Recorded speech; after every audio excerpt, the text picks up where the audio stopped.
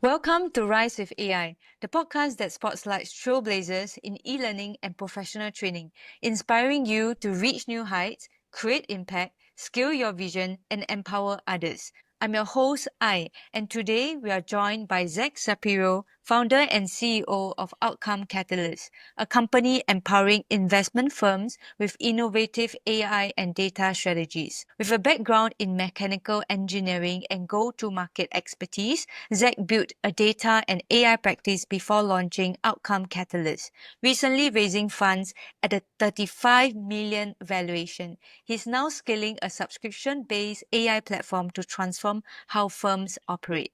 Zach, it's an honor to have you. Let's start with a fun question. You're based in New York, a hub for innovation. So, what's a favorite New York spot or moment that actually fuels your entrepreneurial energy? This will be a funny answer. I always joke around, but I'm completely serious that between the gym, the sauna, and the cold plunge, I meet like half my network. So for Oh, me, I have a very long morning routine with meditation and working out and wellness and all this kind of stuff. And yeah, between the gym, my investor I met at the gym, and then the sauna, wow. the room, and the cold plunge, I meet clients and partners and potential employees. It's been, yeah, and I think it's because in New York, everyone is very high strung and highly motivated. So all of the places are where highly motivated and hardworking people go. So yeah, it's my favorite place. Wow, that is amazing. And could you share some tips on how you actually start the conversations or even get to know all these brilliant people that are now surrounding your team? I'm always working. I would say that. And work for me is almost how many friends can I make? I always make that joke too, because for me, all I need to do is evangelize. Every time I'm in a conversation, it doesn't matter if I'm at the gym, it doesn't matter if I'm at a restaurant or on the weekend at a friend's party or a bar, it doesn't matter. I'm always talking about my company when I introduce myself. So I think people want to be around other people that are doing cool things and are motivated and successful because that motivates you when you hear it. And I think that pushes you to hear that other people are doing a lot of things. I know that works for me all the time. Every time I see other people's companies doing really well or people posting on social how their company's doing, it always motivates me to work even harder to get to that next level. So I would say do is just I really love what I do. It's part of my life, and I think if you can mix the two and be happy about it, it's your biggest advantage. Excellent. And would you also share with the audience how you actually came about to start your own business and also starting a business with your CTO? Yeah, so my CTO is a funny story how I met him, but I won't go all the way into it, the podcast. But I met him in another country at a wedding, just in the hotel lobby of a wedding where we both didn't know each other and we barely knew anybody at the wedding. And I actually recruited him to my last company where I was working, Wow. but we both saw a lot of issues with the last company that we were working and Mm, strategy was being run. But in that last company, I will say I'm thankful I got the opportunity to start the data and AI practice and run it for about 2 years. Through those 2 years, I figured out, how to partner with channel partners. Think of Databricks or AWS. I also had to partner with resellers and like people white labelers. Think about large consulting companies that have been operating 20, 30 years, have a lot of the contracts with the enterprise and big companies, but maybe they were selling them hardware or other types of software and never really got to the data and the AI modern stuff because, it's more hot in the last couple years. So through learning how to do all those partnerships, I eventually got enough experience where I was thinking to myself with my partner and CTO, Mariano, now, mm, once I realized that he was the most trustworthy technical person I had ever met, and I knew if any deal closed, he'd be able to deliver it no matter what, I figured out that if I were to start my own company, I just needed one customer. So mm. that's basically what I did. I started an LLC at the beginning of last year with my partner, and we kind of just tried to wait and talk and network like I said before and meet the right customer. The first customer we landed was a nearly 30 billion hedge fund, So, because of my experience with go to market and his experience with data and technology and everything, we decided, okay, we're going to have the niche in the hedge fund world in data. And, there's a lot more, but I'm sure other questions will get to where we are now. But that's how it started. Yes, and so I'm curious to also know that, building a business with you and also just your CTO is really a lean approach. What's actually key leadership lesson that you actually learn from running such a tight ship? Yeah, I would say, especially now with AI, because now that we raise those funds, like you mentioned, and we're looking for Mm, people, I think the number one thing I look at this point is if someone is expecting to get hired to just run a team, like, oh, I want to manage a team, that's like a yep. major red flag for my partner and I, because now with AI, you should be able to operate as if you're 5 to 10 people just yourself. What I've learned running the team lean is I think call it a misconception, call it just what a lot of people do. I feel like everyone thinks that you have to immediately, once you have any bit of traction, just go and raise a bunch of money because that's what Mm, a lot of people do. And I feel like in some cases it makes a lot of sense because raising money allows you to move quicker because you can hire a lot more people. And if that works for your business, that makes sense. But I'd say, luckily for me and my partner, we are both really good at what the other person is mm, not. So I'm mm, good at go to market and the strategy and everything, but I'm mm, terrible at operations and scalability. He, on the other mm, hand, is not so into all of the sales and the being on all the time and outgoing. He's much more loves the process. He loves delivery. He loves coding, and he loves mm, customer success. So, because we both had both of those brains, we didn't need to go and hire marketing or finance or operations because both of us at the time while we were growing the company, we could cover all of that, those kind of things. So, I think it comes down to, let's say a lesson is you shouldn't hire someone who has the same skills as you because then I yep. feel like you're going to end up lacking somewhere. But if you can get people, like now that we raised the money and we've hired a couple people, we're always looking for what don't I have? I need someone who's similar enough. But for example, I'll give a great example. Like right now, I'm looking for a VP of go to market. And because Mm, my experience is go to market, I want someone with that experience. But rather than someone who's just like me and kind of runs and doesn't put any process in place, I want someone who has joined a early stage company like us, a couple million in revenue, and helped put in processes and scalability to then operationalize that kind of stuff. For example, when mm, we talk to a new partner, as of right now, I don't have an exact process to tell the partner of like, all right, this is what we do first, and then once we onboard, and this is how we go. I kind of just talk it through and just wing it basically. Whatever's coming to my mind, I just do it, which works. Don't get me wrong, but that doesn't work if I had 50 partners or 100 customers, and that's what I'm looking. And could you share also who was actually your first few hires that you actually engaged for your next phase of the business? Yeah, so we got to this first round of funding. We bootstrapped it the whole time for about 16 months. It was just me and my partner, and then our operations manager.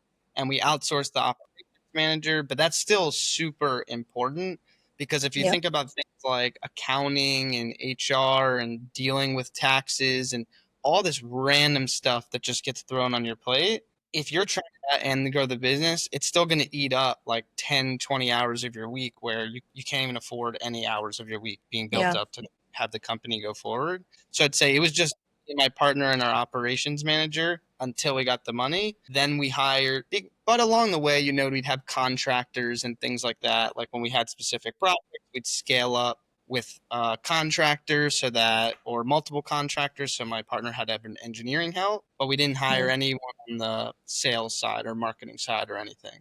But like I said, now that we have the money, I'm looking for the VP of go to market. I also am likely going to use those funds to help augment a lot of the, let's say, LinkedIn stuff I've been doing because two of my biggest partnerships came from LinkedIn. Some customers came from, mm, wow. and then I would say also putting money towards getting like the website redone and true Mm. branding and all that. Because I'll say too, a big lesson learned. Because if you talked to me months ago, I would have said, "Oh, I'm just going to bootstrap the company forever. Why would I ever raise money? I don't want any of that." But then I realized, you only can grow so much and so Correct. quickly out capital, because then you get in the situation where once a couple customers close, you can hire someone. But you'd rather Yes. hire them a few months before so they can get ramped up on your platform and know your business and all that. So you're not training them while you're also trying to deliver on the client. So to fill that gap, that's why we only sold a very small portion of the company rather than going and looking for a partner to, sell the majority to, right? That's where I say a lot of people go wrong is they sell such a big majority up front. And then it takes them a long time to get to profitability. Whereas us, not been profitable. I mean, every single month is minimum 40% EBITDA growth. Wow. Might not be on a massive dollar amount, but we've always been cash flow positive. We've never had any stress around that. But Mm. getting investment is really allowing us to accelerate quicker. Just, when you're only a couple people, you can only focus on so many things that you don't really Yep. push one thing very far. You only push a lot of things a little bit far. So those are all the learnings. It's been Mm. And so you mentioned you closed a 30 billion hedge fund on as your first client, and I remember it was just in 6 days. So can you share the story about how that deal came together and also what it taught you about entrepreneurship? Yeah, that's a great one. So yeah, I'll go back to that story. So I remember it was a Friday. I had someone in my network who was Mm. close with the CTO of this hedge fund.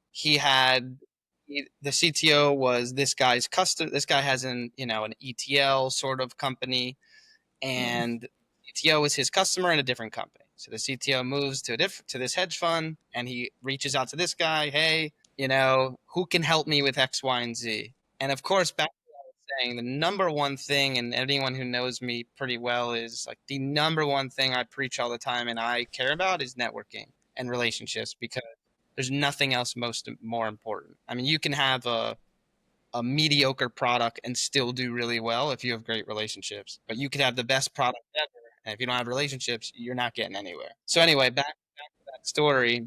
Basically, the CTO reached out to him. He then reached out to me and said, "Hey, I have a close friend who just got this big position. He needs help with the Databricks implementation for financial services." I didn't know anything about the Mm. customer. We existed for maybe a few weeks at that point, but I had done this before, at least at a company. I just had to now do it myself with my partner. So it was a Friday. I pulled my partner in. We had about an hour call, and it went super, super well. Essentially, we just talked about basically the hedge fund had already had a management consultant come in first and Mm. give them management consultants, they essentially give you the strategy and the layout, but they don't execute. They essentially just give you that and say, okay, and move on to the next one. So they walked us through what the management consultant found and said, hey, because they knew we were an engineering firm. They're like, what are Mm. your thoughts on this? How would you implement this? And how accurate is all this?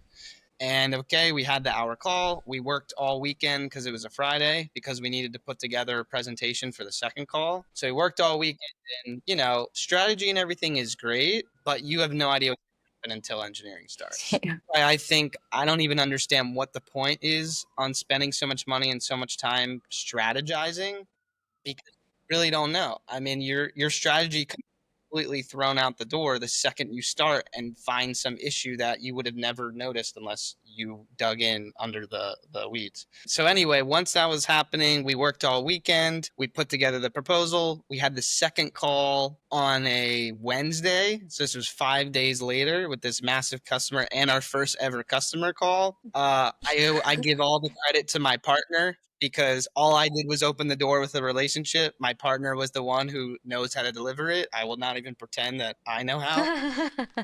So he presented the whole thing and they were, blown away because he'd actually done it. My partner was an executive in telecom and ran like global data operations for very large companies, has been COO and has sold early stage. Wow. So partner and sort of an advisor to me as well.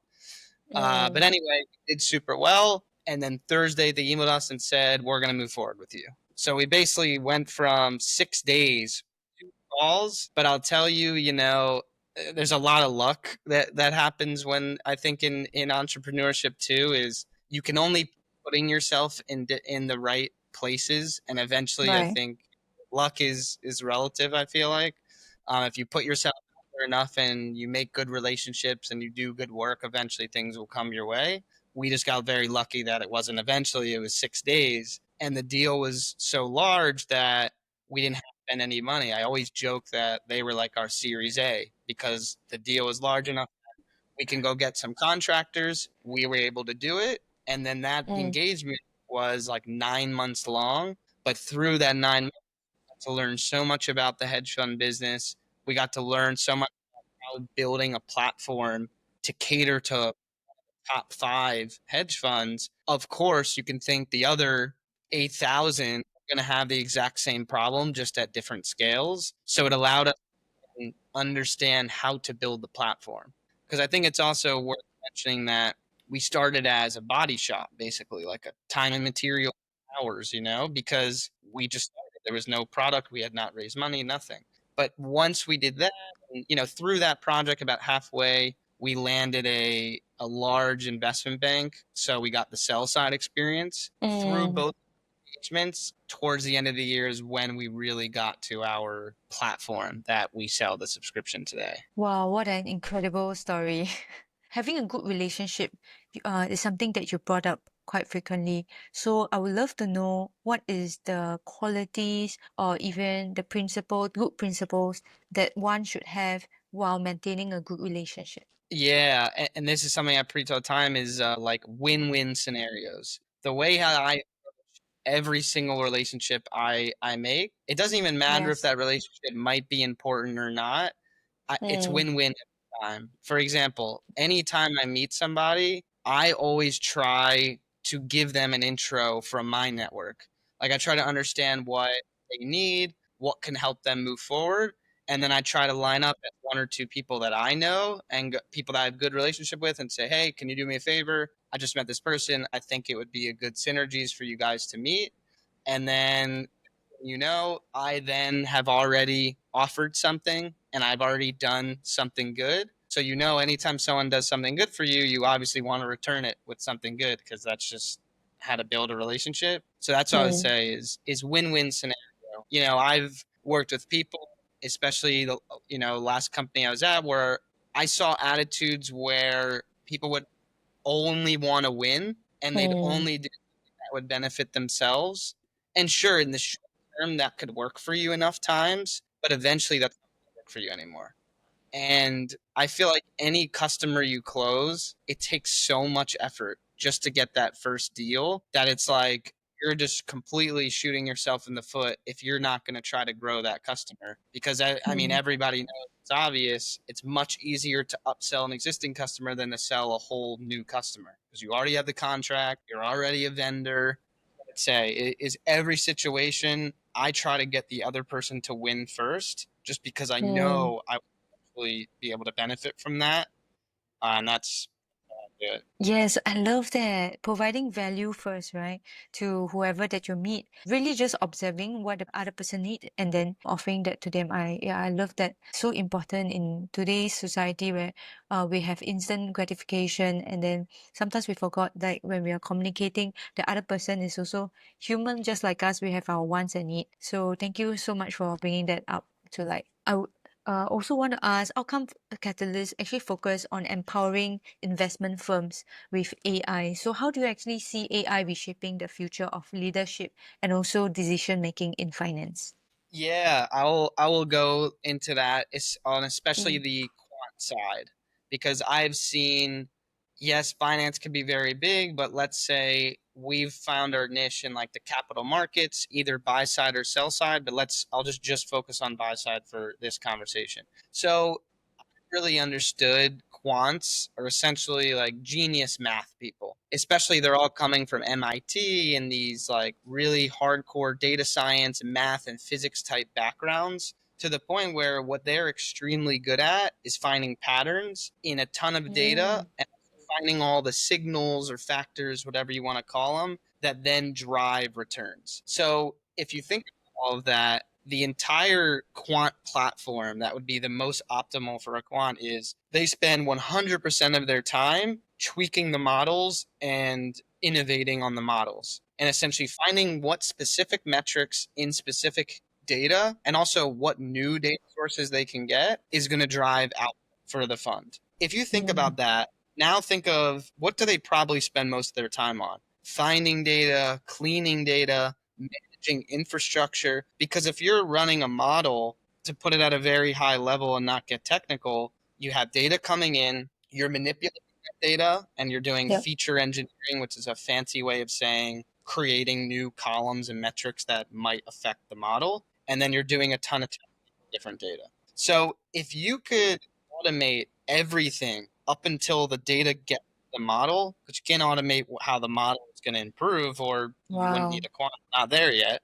So what Mm. we is, to me, it's a data engineering and a machine learning engineering and an operations and infrastructure problem. Because if you could just take out all that time spent, which on like the mundane, necessary, rudimentary tasks, you can enable these quants to have so much more time and to Mm. only focus on alpha generation, which is the only thing that matters to a fund. Anyway, if you think about all that, my partner and I, the background from is I know from a sales and go to market angle, data engineering Mm. very well, in Yes. AI. He knows it Yes. from the actual engineering level. So once we got this customer and we realized that this was the problem, I would say where I see the market going and the benefits is eventually, well, I wouldn't even say eventually, because right now with our customers, they're able to do it. Let's say eventually when everyone has adopted this, basically the talent that you're looking for is going to shift from someone who can manage data engineering and infrastructure and put in long Right. hours to someone that is credible data scientist and mathematician. And that's what they Mm. look for. Don't get me wrong, that individual ends up spending 60 or 70% of their time on something they weren't hired for just because it's necessary. You have to do it. So it's like the platform that we built. But I do want to say all of our go to market and focus is on sort of that buy side and sell side use case. And this Yep. brings up the point of why I want to hire this person because I just haven't had the time or focus to be able to do what I need to do right now. But we've actually since picked up clients like clinical trials, patient data. So we're starting to actually get to healthcare as well. Because if you think Mm. about it, use case changes, but the platform stays the same in healthcare, talking about clinical trials, right? And you're having to test all the medications that are Yes. coming, and you have to manage the pipeline of the people coming in and how your revenue from person coming in to person getting the test to that being done. If you have to figure out that whole life cycle and track it, it's the same exact process. Everything I said about quant, it's just with different data. So what I eventually want our company to be is sort of like a Mm. no data lakehouse automation platform to Wow. where, regardless of what your use case is, you have data. Every company that exists ever has data, and the edge becomes how you can manipulate and analyze that data. So if you don't have to worry about the overhead or the maintenance on getting the data in Mm. all these places, getting unique identifiers, viewing it together, and making decisions on it, well, you're Mm. going to be further than any other company because 100%. that's Yeah. yeah, and that's what we're really Mm. trying to enable. I'm just doing it basically one vertical at a time as we get larger clients in each one. So now, since transiting from actually a service model to a subscription-based AI platform, that's a bold shift. What are the strategies that actually have been most effective in repositioning outcome catalysts for this new model? Yeah, I would say I think starting as the services model was the only way that we are going to be able to get to this point. Because Right. unless I'll give two situations. If you're coming from a certain industry and you know that Right. industry extremely well, then sure, of course, you can build a product to fit those problems because maybe you were the customer of that. And that makes sense. And you can do that right off the bat. But if you're going to start trying to enter into different industries that you don't have exactly that experience in or you haven't mastered, then you have to start as services because you don't really know the problem yet. And you can do all the research you want. and you can create great marketing and everything. But until you implement a serious, complex thing Mm. for like an enterprise or whatever, and you're dealing with all different users and you're living that what they live every day, Yeah. that's why I said you have to come from that industry, or you're just not going to know it. It's not possible. The strategy that led us to be able to come here is just being open, is not taking such a strong position in the beginning. The only position we took was we're going to work with hedge funds because we already had a successful client, and that means we can go and sell to others because they allowed us to reference them. So Mm. I would say that was the best thing we did, is do that. If you look at all of our marketing and everything I post on LinkedIn, the website has nothing around healthcare. So you're probably like, why aren't you starting to do that? And I'll tell you, because we're still in that mastering phase. We're still in trying to figure out what is the product of those healthcare companies. And once we Mm. are have an experience and have that product, it'll be easy to launch it and say, okay, here's the platform. That could be a quant platform. It could be clinical trials. It could be for patient care, hospitals. That's where I want to get to. But I would say I'm not jumping the gun or trying to sell smoke and mirrors that don't exist. I want to really understand the problem statement, really understand the user, the types of personas that are in these companies. Because I think once you understand what the customer needs extremely well, which services Mm. is great at, then you could build the product for, you could start seeing what they will need in the future. Wow, I love your approach on this. So, yes, you have to definitely work in the weeds with your industry that you're actually working with. Otherwise, everything else is all guesswork and all just projection. So, with the people that you actually met and through your network, through in LinkedIn, even Databricks that you mentioned for client acquisition, what's been the most surprising lesson about building a client base in the AI space? This is going to be funny because it's probably not what you're expecting, but everything takes so much time. I would say to anyone starting a company or anyone doing anything, it is the number one advice I give. And honestly, I say it a lot because I'm still trying to convince myself, because I feel like you have to realize, and I think this, this plays in anywhere, is just Mm. whoever you're working with, you are not their top priority. They're juggling 100 priorities like you're juggling. Who isn't juggling 100 priorities? If you're building a company, you're trying to innovate while also managing risk. Like, you don't want to take too big of a leap because then you don't know what that'll do to your career if it goes wrong, but you also don't want to stay and do nothing because then you can't grow the business now and you'll also get fired. And like you mentioned before, we're all people. So people have families, people have lives, people are doing Yeah, other things. And also, like, humans are complex. So just because you're having a great sales cycle or your solution is perfect for the client, they might know that and they might tell you that. And they might tell you they're going to move forward with you, but that might be in months. Or a lot of times we'll get, yes, this is great, send the contract, and you don't hear for a month. Then they're like, yeah. oh, I need to change. And then you do it and you don't hear for weeks. So by the time, even like the super fast sales cycles are still three Mm. months. That's like Yeah, lightning fast. So I think the biggest lesson I say I learn in what I do with myself, and it's why I do a lot of this morning routine, the meditation, and all this stuff, is because, your emotions are kind of going like this nonstop, and you have to just stay chill and you have to just like stay focused because yeah. eventually it doesn't take thousands of clients to be a successful company. Like I always say, I'm not trying to be $1 billion company. I'm trying to just be a highly profitable company and then exit in a few years once we get to a certain valuation. So to do that Mm. doesn't take thousands of clients. It takes maybe 10 or 20 really solid clients and good customer service and all that kind of stuff. But again, it takes a very, to get that one client that might be 40% of your revenue when you sell in X amount of years, could be a Mm. 2 year sales cycle. Some clients we start maybe 10K a month, and within a year we're at 40 or 50. So it just, I think things take time, and you have to put yourself in the client's shoes and understand everything they're going through. Just consistently pushing and pushing and pushing is just not the right strategy.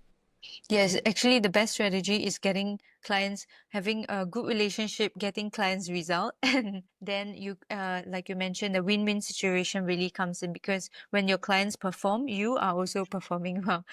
So my Yeah. last questions, I would love to hear from you. What's your primary goals for outcome catalyst in the next 6 to 12 months, especially around, you mentioned already hiring, but scaling and even your front end development? Yeah, so I would say I'll take it in parts. So I'd say in the next 6 to 12 months, my biggest personal one is get in this go to market executive resource, get them to a point where they can take a lot of it from me, so I can more focus on actually running the company and new strategies and new ways and new partnerships to get into to grow.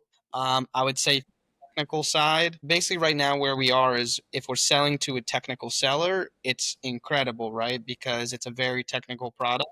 And that's why that quant angle works super well for us because they're already technical and that's how the business is run. But if we want to expand into like SMB and basically everything and become more of a horizontal solution, which is going Yeah. to get us to larger, well, then yes, we need like a front end for someone that is not technical at all, but has the Right. same problems. So I say there's that. And then otherwise, I would just say becoming a much more mature company. I think Mm. right now, I say this a lot. We've done the hardest part, which is getting from 0 to 1, which is getting a book of clients, getting into a couple different industries. We have a platform, have a brand where a lot of times when we're talking, we can mention something and someone will always have heard of a customer we work with and we immediately have some respect, right? No one's like, who are you? Like, what do you even do? I've never heard of you. I don't know any of your customers. And we've done that hard part, 0 to 1. Now we need to get to the of becoming an actual mature company Mm. with just some repeatable processes, less dependency on just one person. Like I mentioned, for the longest time, it was just me and my partner. And of course, even an investor who looks at that doesn't want to buy a business like that for a high multiple because everything's dependent on two people and it's harder to scale. So Mm. I'm just trying to get to a point of still being very profitable. And I don't want to hire a ton of people. Like I said, we hired one and we're looking for another, and just we'll keep building that way. But I'd say that my goal in 2 to 3 years is likely to exit for hopefully 9 figures plus. And that's the goal. But you never know. Then you get to that point and you're like, well, I think I can then make it to the next level. But Mm. those are my 6 to 12 month and 2 to 3 year goals. Amazing, and I'm so excited to see your growth in where you're heading to, because your story is just so fascinating. And if you could actually wind back time, right, to when you actually first started your journey, what advice would you give to the Zach back then? I would have tried to get more focused earlier because in the beginning there was no ICP, right? It was just whoever would talk to us. So I would say that you can hone in on who the ICP is and target all your marketing and all your messaging against that, the better, because like we said, everything takes so much time. So Yeah. building that brand takes a lot of time. Yeah, and also, I probably would have raised capital a little earlier, not 16 months ago, but probably at the end of last year once things were good, we had the customers and everything, because now I'd be at a point where the people that we hired recently would probably be full up and running. So I'd say the couple Mm. things, I'm happy where we are now. I don't regret anything, but I would just say, yeah, we've learned a lot along the way, and you just have to keep the momentum going, which is, I think, the most important.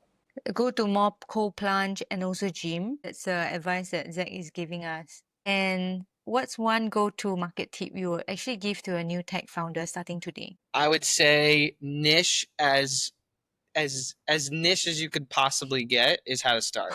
Just as soon as you land that customer and master that niche, because you can always pick up other customers in that similar niche, and just don't try to expand too quickly. For example, we expanded to healthcare not because we decided to, because we landed a healthcare from a partner.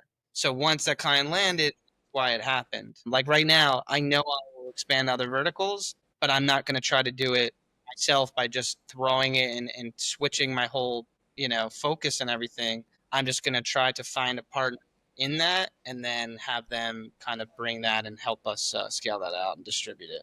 Amazing. I have learned so much from this because even yeah from your experience how grand it's just fascinating to see even though you're leading such a huge project that you are having right now, you are still maintaining the groundedness that you have and also the core value of really being a person that provides value and putting a lot of effort in cultivating great relationship. So really thank you for that. And Zach, before we wrap up, how can people find you online? You could find me LinkedIn Zach Shapiro, and more info on the company just www.outcomecatalyst.com, or just Google Outcome Catalyst and you'll find it. Awesome. So that's all for today's episode of Rise with AI. A huge thank you to Zach Shapiro for sharing his insights on building an AI driven platform and scaling outcome catalyst. So, listeners, if this episode inspired you, don't forget to share it with someone who needs to hear it and subscribe for more conversations with leaders in the e learning and professional training. Until next time, keep reaching, impacting, scaling, and empowering. See you guys soon. Thanks. Thank you.